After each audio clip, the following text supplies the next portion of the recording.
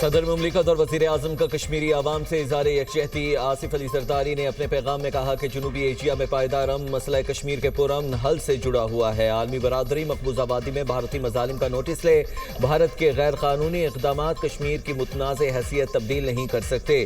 پاکستان کشمیری عوام کی حمایت جاری رکھے گا۔ وزیر اعظم شہباز شریف بولے، مودی سرکار کے اقدامات نے بھارتی ریاستی جبر میں اضافہ کیا۔ مشکلات کے باوجود کشمیری عوام کا حوصلہ، استقامت اور ثابت قدمی آج بھی غیر متزلزل ہے۔ جموں و کشمیر کا تنازع جنوبی ایشیا میں امن و استحکام کے لیے سب سے بنیادی اور دیرینہ حل طلب مسئلہ ہے، جبکہ خطے میں پائیدار امن طاقت کے استعمال یا یک طرفہ اقدامات سے ممکن نہیں۔ خطے میں امن تنازع کے منصفانہ اور پرامن حل سے ہی ممکن ہے۔ عالمی برادری محض تشویش کے اظہار تک محدود نہ رہے، دنیا کو تنازع کے منصفانہ اور دیرپا حل کے لیے ذمہ دارانہ کردار ادا کرنا ہوگا۔ جموں و کشمیر کے تنازع کا منصفانہ اور پرامن حل پاکستان کی خارجہ پالیسی کا بنیادی ستون ہے۔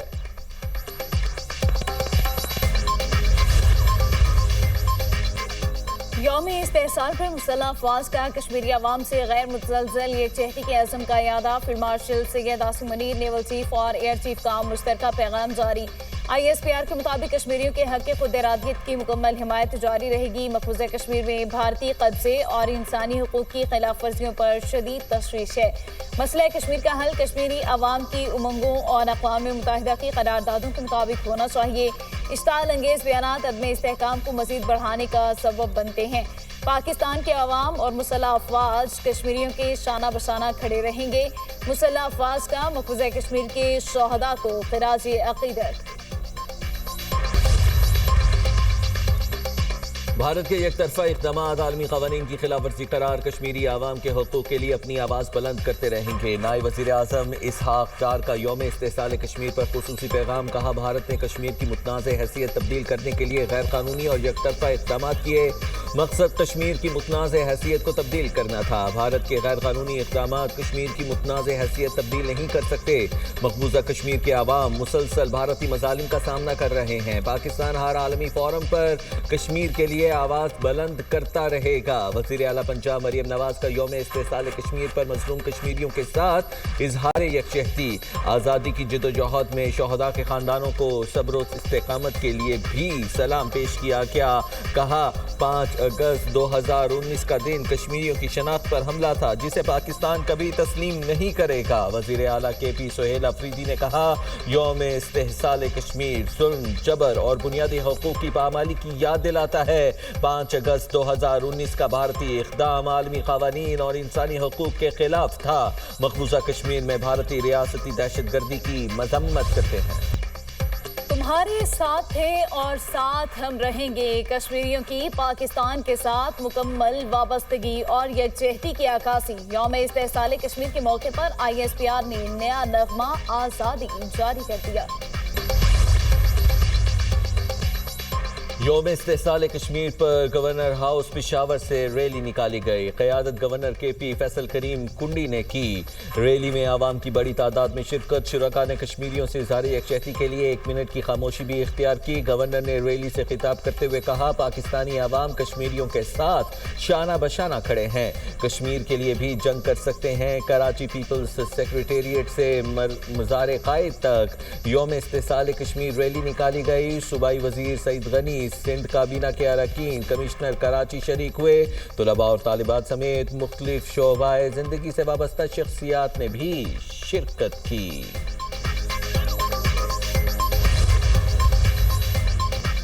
مشرق وسطیٰ میں پھر امن کی امید روشن۔ امریکہ، ایران اور عمان آج آبنائے ہرمز سے متعلق عبوری معاہدے کا اعلان کر سکتے ہیں۔ امریکی نیوز ویب سائٹ ایکسیس کا دعویٰ۔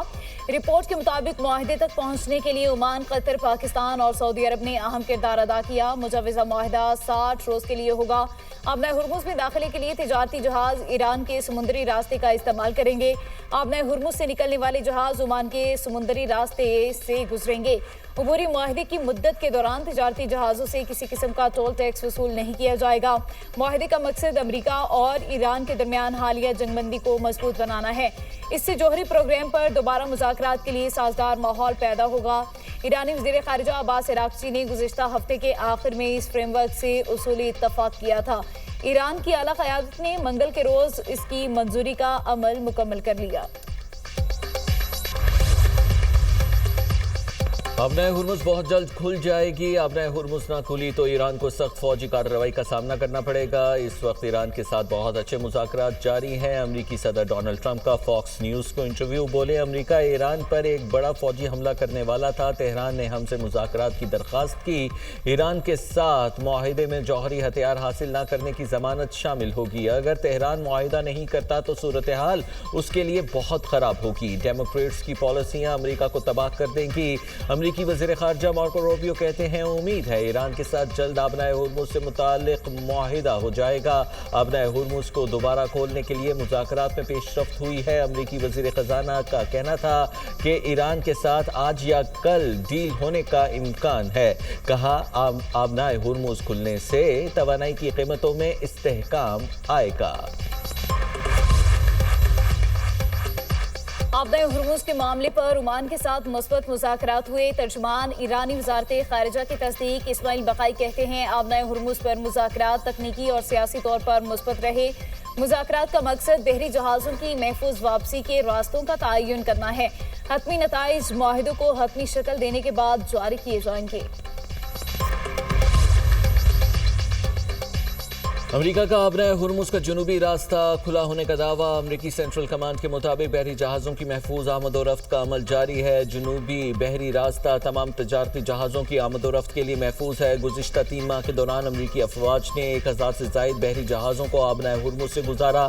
ایران کی بلا جواز جارحیت کے باوجود امریکی فوج نے یہ کام سر انجام دیا۔ یمنی بندرگاہ کے قریب بھارت کے کارگو جہاز پر حملہ۔ ایرانی میڈیا کے مطابق حملہ حدیدہ بندرگاہ کے قریب بحیرہ عرب میں ہوا۔ پروجیکٹائل لگنے سے بھارتی جہاز ڈوب گیا۔ یمنی کوسٹ گارڈ نے جہاز میں سوار تمام 14 افراد کو بچا لیا۔ حوثیوں نے بھارتی جہاز کو دھماکہ خیز کشتی سے نشانہ بنایا۔ ایران کے خلاف جنگ میں امریکہ کو اسلحے کی کمی کا سامنا۔ امریکہ نے ایران جنگ میں طویل فاصلے تک مار کرنے والے میزائلوں کا پورا ذخیرہ استعمال کر لیا۔ برطانوی خبر ایجنسی رائٹرز کے مطابق امریکہ اپنے ذخیرے کے تقریباً نصف ٹوماہاک کروز میزائل بھی استعمال کر چکا ہے، جبکہ امریکی فوج ضرورت پڑنے پر دنیا بھر میں موجود اپنے ذخائر سے اسلحہ منتقل کر کے کمی پوری کر رہی ہے۔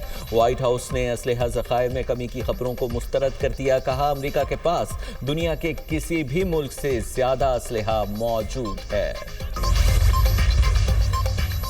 پاکستان اور امریکہ کے درمیان واشنگٹن میں ازداد دہشت گردی مذاکرات کا چوتھا دور۔ اعلامیہ کے مطابق دہشت گردی کا مقابلہ کرنے کے دونوں ممالک کے عزم کا اعادہ کیا گیا۔ دہشت گردی کے خلاف تعاون کو مزید مؤثر بنانے کا فیصلہ، بارڈر سیکیورٹی کو مضبوط بنانے اور دہشت گردوں کی معاونت اور سہولت کاری کے نیٹ ورکس کو ختم کرنے کے اقدامات پر گفتگو۔ دہشت گرد تنظیموں کے خلاف مشترکہ عزم کا اعادہ کیا گیا۔ امریکی وفد کی قیادت انسداد دہشت گردی کے لیے امریکی کوآرڈینیٹر نے کی۔ پاکستانی وفد کی قیادت وزارت خارجہ کے اسپیشل سیکریٹری نبیل منیر نے کی۔ فیلڈ مارشل سید عاصم منیر کا NDMA ہیڈ کوارٹرز میں قائم نیشنل ایمرجنسیز آپریشن سینٹر کا دورہ۔ مانسون سیزن کے دوران آفات سے نمٹنے کی تیاریوں اور مربوط امدادی اقدامات کے انتظامات پر بریفنگ دی گئی۔ چیئرمین NDMA نے NEOC کے آپریشنل صلاحیتوں اور ٹیکنالوجی کی مدد سے چلنے والے رسپانس میکانزم بارے آگاہ کیا گیا، جبکہ چیئرمین NDMA کی مانسون کی موجودہ صورتحال اور کثیر الجہتی خطرات کی نگرانی کے نظام پر تفصیلی بریفنگ۔ فیلڈ مارشل نے NDMA کی قومی ڈیزاسٹر مینجمنٹ صلاحیتوں کو سراہا۔ بروقت تیاری، اداروں کے درمیان مؤثر ہم آہنگی اور فوری رد عمل کی ضرورت پر زور دیا۔ فیلڈ مارشل نے انسانی جانوں اور اہم بنیادی ڈھانچے کے تحفظ کو اولین ترجیح قرار دیا۔ سید عاصم منیر نے کہا مسلح افواج ریلیف، ریسکیو اور بحالی کے کاموں میں مدد کے لیے تیار ہیں۔